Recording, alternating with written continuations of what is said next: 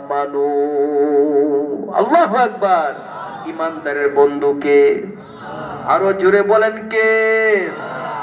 শাহজালাল রাহমাতুল্লাহি আলাইহি শেষ রাত্রে আমার আল্লাহর ডাক দেয়া বলে, মালিক, বেঈমানের বাচ্চা তোমার জমিনে দাওয়াত দিতে বাধা দিছে রে আল্লাহ। আগামীকাল নাকি আমার সাথে যুদ্ধ করবে, আমার কিন্তু অস্ত্র নাই, সৈন্য নাই। আল্লাহ আপনি ইমানদারের পক্ষে তাইখেন, আপনি আমার জন্য যথেষ্ট। তাহাজ্জুদের সময় মুনাজাত করলেন। আল্লাহ পাক বলে, বান্দারে ফাযকুরুনি আযকুরুকুম ওয়াশকুরুলি ওয়ালা তাকফুরুন। বান্দা যখন আমাকে স্মরণ করে, আমি আল্লাহ তাকে স্মরণ করি।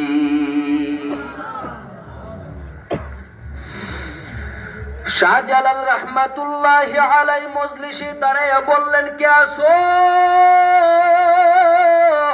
জীবনে কোনদিন তাকবীর উলা ছুটে নাই। আল্লাহু আকবার বলেন। জীবনে কোনদিন তাকবীর উলা ছুটে নাই। বালেগ হওয়ার পর থেকে আজও পর্যন্ত এমন একজন আল্লাহর ওলি দাঁড়ায়া যাও।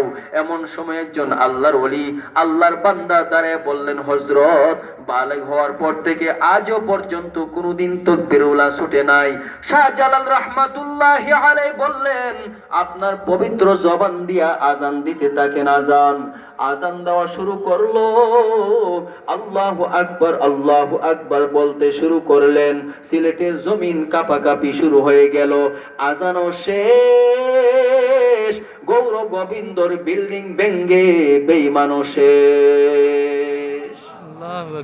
যে আল্লাহ বেঈমানকে ধ্বংস করলেন, সেই আল্লাহ এখন আছে না নাই? আরো জোরে বলেন, আছে না নাই? বলে আল্লাহু আকবারের পাওয়ার আছে না নাই? নামাজের পাওয়ার আছে না নাই? এই জন্য আমাদের নামাজ পড়ার দরকার আছে না নাই? আব্দুল্লাহ ইবনে মুবারক রাহমাতুল্লাহি আলাইহি ইন্তেকাল করলেন, দুনিয়া থেকে বিদায়।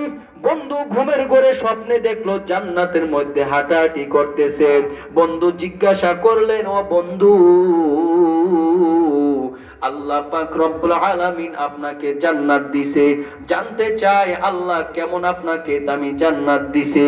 আব্দুল্লাহ ইবনে মুবারক জবাবে বললেন, আল্লাহ তো আমাকে জান্নাত দিছে, তবে আমার বাড়ির কামারকে আমার চাইতে আরো দামি জান্নাত দিছে। সুবহানাল্লাহ। এর এলাকার মুসলমান যুবক, মুরব্বী বাবারা, পর্দার অন্তরালের মা, বন্ধুর ঘুম ভেঙে গেল।